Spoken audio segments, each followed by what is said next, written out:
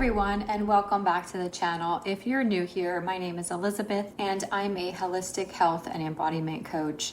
I help women heal through a mind, body, and spirit approach by supporting the nervous system, gut and hormone health, self-love, embodiment, emotional healing, and reconnecting with their authentic selves. Today's video is one I wanted to create for quite some time because it touches so many areas of our healing journey, and it's actually going to be part of a 3-part series. So stay tuned for future videos in the coming weeks that will bring more clarity of this topic of childhood.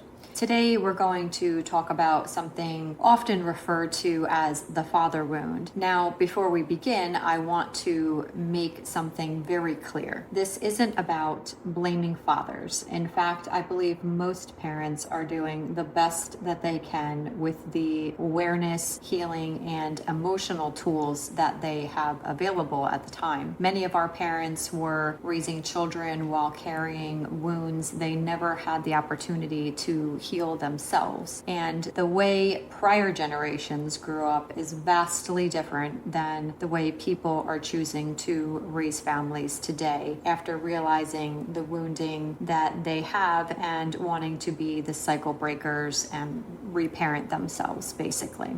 This conversation isn't about creating resentment, it's about creating understanding, because understanding creates awareness, and awareness gives us the power to heal. So today we'll explore what the father wound is, how it can influence our relationships, confidence, nervous system, and self-worth, and most importantly, how we can begin healing these patterns so that they no longer define our future. So let's dive in. What is the father wound? When psychologists and trauma therapists talk about the father wound, they're referring to the emotional impact our relationship with our father or father figure can have on our development. This doesn't only happen when a father is physically absent. A father can be physically present, yet emotionally unavailable. A father may have loved deeply, yet struggled to express that affection. He may have worked constantly to provide for his family, but unintentionally left emotional needs unmet. Some were providers, some were protectors, some struggled with addiction, some struggled with emotional regulation because no one taught them. The nuance is incredibly important. Every story is different. The father wound isn't about perfection. It's about the emotional experience of the child, because children don't remember our intentions. They remember how safe they felt. Next, what do children need most? One of the most powerful things I've learned is this. Children aren't looking for perfect parents. They're looking for safe parents. A child's nervous system develops through repeated interactions with caregivers. When children consistently feel that they're protected, heard, encouraged, comforted, their nervous system begins developing a deep internal sense of safety. But when those experiences are inconsistent, children often begin adapting instead. They become hypervigilant, people-pleasing, hyper-independent, perfectionistic, or emotionally shut down. Not because something is wrong with them, but because adaptation helped them to survive. Next, what's the father archetype? Across many spiritual traditions, the masculine archetype symbolizes things like protection, direction, structure, healthy boundaries, wisdom, courage, security, and Carl Jung described archetypes as universal patterns that exist within the human psyche. While our biological father is one influence, the father archetype can also be reflected through mentors, teachers, grandparents, and other trusted adults. When this archetype is expressed in healthy ways, it often helps children develop things like confidence, resilience, and trust in themselves. When it's inconsistent or unavailable, however, some people may grow up questioning whether it's safe to take up space, to trust others, or believe in their own capabilities. The encouraging part is that these patterns are not permanent. Healing relationships, supportive communities, and intentional inner work can all contribute to building new experiences of safety over time. So how might this show up? Let's make this practical. You may notice the father wound if you find yourself doing things like consistently seeking approval, feeling like you must earn love, being terrified of disappointing people, settling for unhealthy relationships in your life, choosing emotionally unavailable partners, feeling uncomfortable receiving help from others, thinking, I have to do everything myself, or never believing you are good enough. Many people spend years thinking these are personality traits, and often they're nervous system adaptations. And this is a wound I personally struggled with without realizing the behaviors were stemming from that early childhood wound, because many of these things are subconscious to us. Next, let's look at the spiritual perspective, because one of the spiritual teachings I return to often is that our relationships can become mirrors.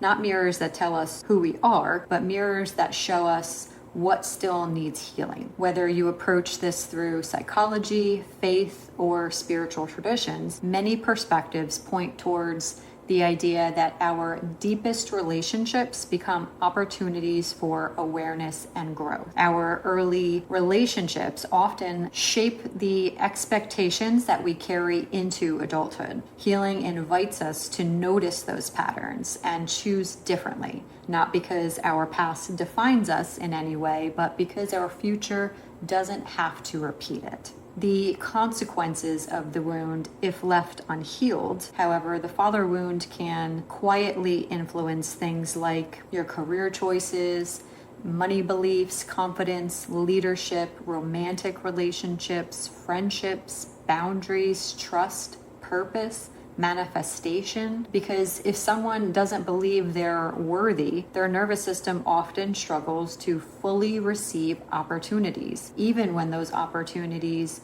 finally arrive. This is why I always say healing isn't just emotional, it's biological, it's neurological, it's energetic. Everything is connected. So to look at healing here, where do we begin? First, recognize these patterns without judgment. Second, learn to regulate your nervous system.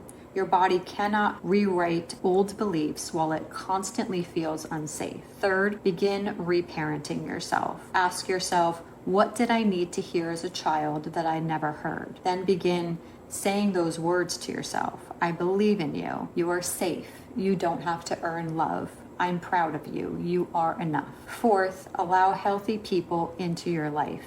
Healing relationships can rewrite old nervous system expectations. Fifth, practice self-compassion. Healing isn't about pretending your childhood didn't affect you. It's about refusing to let it define the rest of your story. Look at it as a catalyst to your growth and expansion, as most experiences that turn into lessons in life often become. Now, how do we rewrite a new legacy? One of the most beautiful things about healing is this: it doesn't only change you, it changes your future generations. If you're a parent, your healing becomes your child's inheritance. If you're not a parent, your healing still changes every relationship that you touch. That's why this work really matters. Every time you become more aware, you interrupt patterns that may have existed for generations, but now stops with you, so it's not passed on in an endless cycle of wounding. If there's one thing I hope you take away from today's video, it's this. Your childhood may explain some of your patterns, but it doesn't have to determine your future. Healing isn't about becoming angry with your parents. It's about becoming aware of what shaped you, offering compassion where it's needed,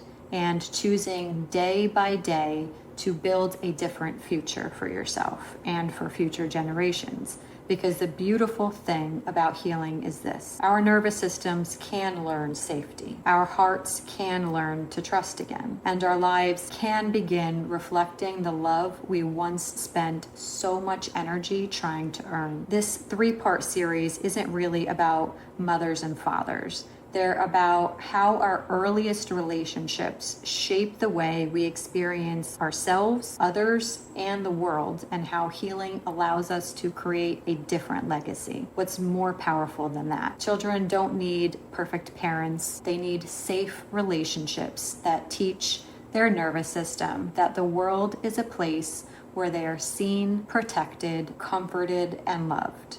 If today's conversation resonated with you, I'd love to hear from you in the comments. What's one lesson you've learned about healing your relationship with yourself or others? And if you're looking for support on your own healing journey, I'd love to invite you to explore all of my resources that I have linked for you below. Together, we'll work on nervous system regulation, embodiment, self-love, emotional healing, gut and hormone health, and creating lasting transformation from the inside out. And if you enjoyed today's video, don't forget to like and subscribe for more weekly content and share it with somebody who you think may need this message today. I appreciate all of your support on the channel, and I am grateful for this community of healing that we are building together here. Thank you so much for being here, and remember, healing doesn't change the past, but it can completely transform the future that grows from it. And this is your weekly reminder to do something today that brings you joy. Take care, and I will see you in the next video.